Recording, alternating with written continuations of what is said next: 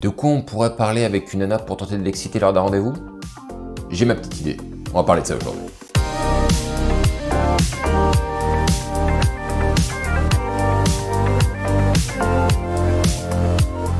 Le problème que je vois le plus souvent avec les mecs lors des rendez-vous, c'est qu'ils amorcent des sujets, ils discutent de certaines choses, mais ils savent pas vraiment dans quelle direction ils vont. Donc ils parlent un peu de tout et de n'importe quoi sans trop savoir vraiment si c'est pertinent lors du rendez-vous. Et sans cette méthodologie, ça les fait avancer dans le brouillard, et quand il faut commencer peut-être à amorcer un sujet qui va probablement la démarrer, ils ont souvent un petit peu peur d'aller plus loin. Et donc entre partir d'une conversation totalement standard et essayer d'amorcer quelque chose qui va tendre vers le sexe, du coup, et c'est peut-être probablement ton cas, ça peut te mettre une tension au moment où toi tu voudrais parler de choses un petit peu plus sulfureuses, sauf que tu ne sais pas comment faire, tu ne sais pas comment l'amener, et c'est justement de ça dont on va parler aujourd'hui. Donc oui, on peut arriver à sexualiser une conversation, mais il faut apprendre à y aller graduellement. L'idée c'est d'y aller tranquillement, sans que tu passes pour un mec qui va avec des gros sabots, le gros lourd, le mec qui vient que pour une seule chose à la fin, c'est d'aller coucher avec la nana. Ça c'est le genre de choses que les nanas ne supportent pas, elles aiment bien qu'il y ait une sorte quand même de petite magie, qu'il y ait des sujets qui tombent, un peu l'air de rien, un peu inopinément, bref, tout un tas de choses comme ça que les nanas adorent et qu'on va épouser tranquillement, l'air de rien. Le résultat elle-même, il n'y a pas de problème, c'est juste la méthodologie qui compte. Salut, je m'appelle Brice, j'ai créé la chaîne La Séduction pour les zéros pour tous les hommes mûrs comme moi, qui ont décidé soit de redémarrer leur vie, qui sont de retour dans le circuit, ou bien tout simplement parce qu'ils n'ont jamais vraiment eu une vie amoureuse qui leur convenait. Ça fait une dizaine d'années que je me suis immergé dans le monde de la séduction en abordant de jour comme de nuit dans tous les lieux à peu près imaginables, même à l'étranger puisque je suis parti plusieurs fois aux États-Unis. Sur cette chaîne, je te partage mon expérience sur la manière dont tu peux rencontrer des femmes dans la vraie vie, en dehors des applications de rencontre. Et si pour toi les applications de rencontre sont trop injustes, tu n'y arrives pas, c'est trop une galère, et que tu cherches à faire des rencontres dans la vraie vie, eh bien, t'es au bon endroit ici. Si tu veux aller plus loin dans ta manière de faire des rencontres dans la vraie vie, va en description, il y a tout un tas de choses qui vont probablement t'intéresser. Maintenant, soyons un petit peu stratégiques. Il n'y a pas 36 manières de pouvoir sexualiser une conversation ou de sexualiser un rendez-vous. Et quand on parle de sexualiser une conversation avec une nana lors d'un rendez-vous, à chaque fois j'entends la même chose, c'est que dans les mecs, dans le principe de sexualiser, ils pensent qu'il faut avoir un contact physique avec la nana avant de l'embrasser, pour l'exciter, pour la faire monter en température. Pour ceux qui me suivent depuis un petit moment, vous savez que ça c'est le genre de procédé pour lequel j'ai aucune croyance. J'ai tenté par le passé. Oui, ça peut peut-être fonctionner. On n'a pas de chiffres vraiment tangibles qui permettent d'attester que le fait de poser la main sur elle vraiment l'excite. Ce sont des théories de coach en séduction qui ont été sorties début des années 2000 qui ont dit que si tu fais ça, ça va l'exciter. Très bien. Maintenant, on n'en sait rien entre ça et moi, l'autre méthode que je préfère utiliser, puisque si tu compares entre le fait de sexualiser en touchant et en ne touchant pas, mais en passant par un autre biais, à même nombre de rendez-vous, je suis maintenant convaincu que la deuxième méthode est bien plus efficace. Et donc, la deuxième méthode, la deuxième façon, c'est de faire monter graduellement la tension du rendez-vous en abordant petit à petit des sujets qui vont devenir excitant. Maintenant, on va voir comment on peut faire pour faire monter la température pendant le rendez-vous. La trame que je vais te sortir maintenant, tu peux l'adapter à souhait, tu te l'appropries, tu la transformes, t'en fais ce que t'en veux. L'idée, c'est que tu comprennes le concept qui permet d'y aller graduellement. Au bout d'un moment, pendant le rendez-vous, tu vas lui proposer de faire un petit jeu de questions-réponses. C'est pas action ou vérité, un petit jeu de questions-réponses. Pour se découvrir, pour en savoir plus sur l'un ou sur l'autre. Et donc, tu vas y aller complètement mollo. On va pas commencer avec des sujets sulfureux. Au contraire, on va y aller tranquillement. Tu vas lui poser une question très simple du type: comment est-ce que t'étais quand t'étais petite? Est-ce que t'étais plutôt timide, agitée,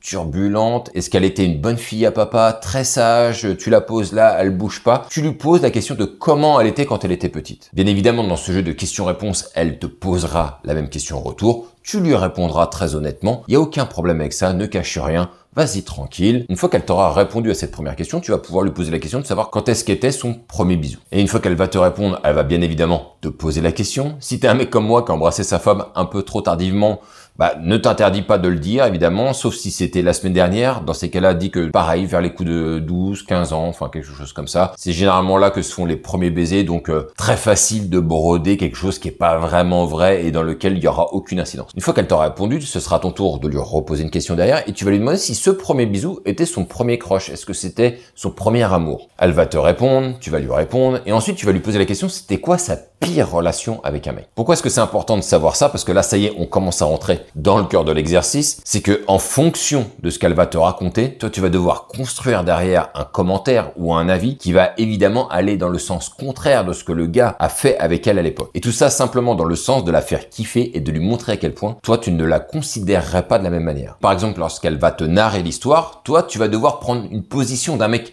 étonné, un peu choqué. Oh, non, il a pas fait ça quand même. Oh là là, le lourdingue, mais incroyable. Ah bon, il a fait ça?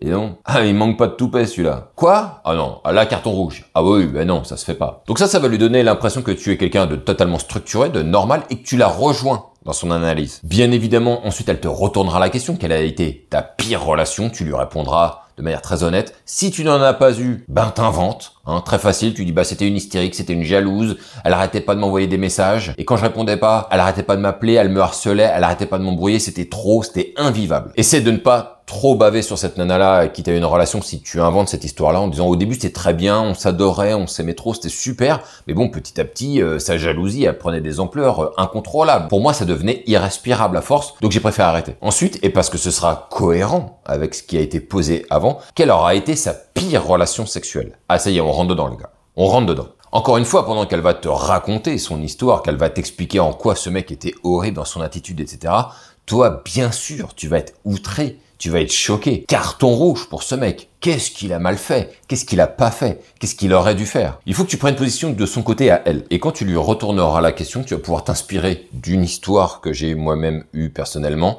C'est que un jour, tu as rencontré la légende, celle dont on parle très souvent, mais on n'est jamais sûr de vraiment la rencontrer, l'étoile de mer. Tu lui diras que tu as rencontré cette étoile de mer, elle portait vraiment bien son nom, elle bougeait pas, elle était posée sur le sable et elle ne faisait rien, et toi, bah ça t'a pas excité du tout et t'as préféré arrêter. True story, ça c'est quelque chose qui m'est vraiment arrivé les gars. Et là, ça va te permettre de rebondir sur quelque chose qui va la faire kiffer de ouf, c'est que tu vas lui expliquer que pour toi, ce n'est pas ta conception de la relation sexuelle. Ce que tu aimes bien dans la relation sexuelle, c'est le partage, c'est le fait de donner à l'autre et que l'autre puisse donner en retour s'il en a envie, mais que ce soit un échange, qu'on se donne du plaisir mutuellement. Tout ça, ce sont des mots qui vont résonner dans sa tête. Et étant donné qu'il y a beaucoup de mecs qui sont égoïstes au pieu et qui ne pensent qu'à leur gueule, qui ne pensent qu'à leur propre plaisir, en expliquant que toi, ta vision du sexe, c'est justement le partage, le fait de donner à l'autre, et même si l'autre n'a pas envie de donner un autre truc en retour, c'est pas grave, toi ça t'a fait plaisir de donner, ça va lui démontrer que toi quelque part t'es à part de la masse. Parce que fatalement elle aura eu plus d'une mauvaise expérience sexuelle. Et le fait que toi tu lui expliques ta vision, ça va lui parler directement. Ça va lui donner l'indication que t'es un mec généreux au lit, que t'es un mec qui pense beaucoup plus au plaisir de la personne avec qui il est au pieu,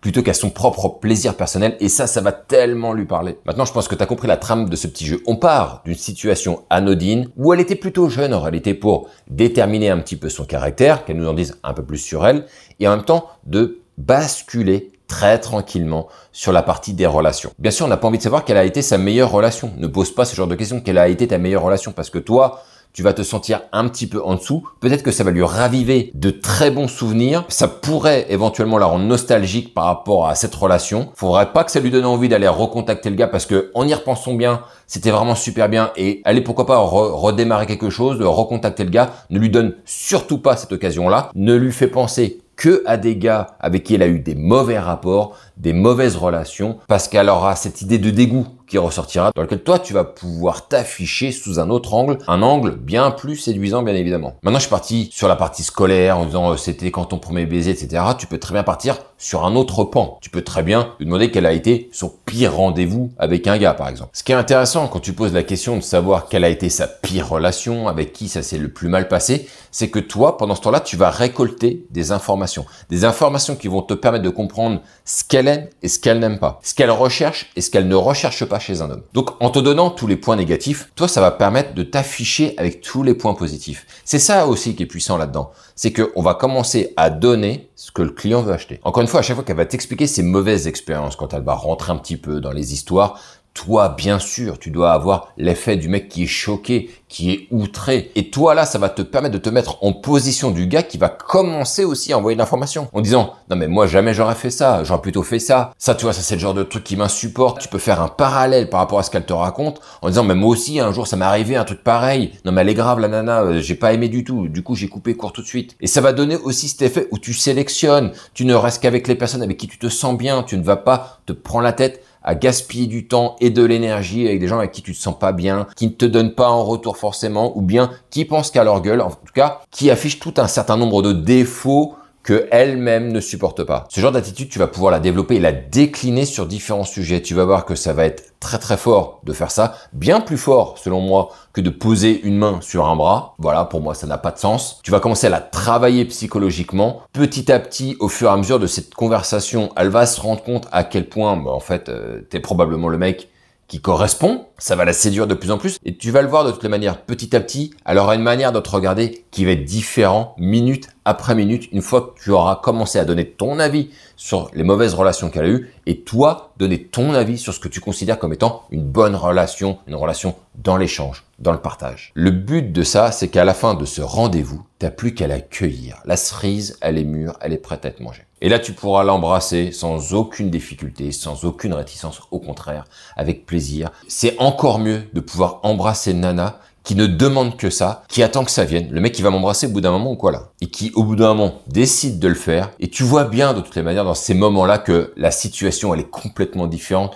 de quand tu provoques un peu trop, quand tu pushes un peu trop, où elle ne refuse pas le baiser. Mais on sent que c'est pas forcément fait avec envie. Là, quand la nana, elle te désire à mort, parce que là, tout le contexte était réuni pour que ça se passe bien et que ça lui donne envie de t'embrasser et d'aller plus loin avec toi, eh bien, c'est tellement plus plaisant pour un homme de pouvoir embrasser une nana qui en fait ne demandait qu'une seule chose, c'est que tu viennes rouler une galoche. Voilà, mets-moi un like, mets-moi un dislike, mets-moi un commentaire sur ce que je viens de dire. Je ne doute pas que certaines personnes vont arriver encore une fois en me disant « Non, mais je trouve que c'est mieux de la toucher tactilement. » Très très bien les gars, faites vos histoires, faites vos tests. On en reparlera encore une fois, tout est une histoire de comparaison. Moi je vous donne ce qui fonctionne le mieux. Ça, ce que je viens de te donner, c'est un outil qui est très puissant, bien plus puissant que si tu lui posais la main sur l'épaule.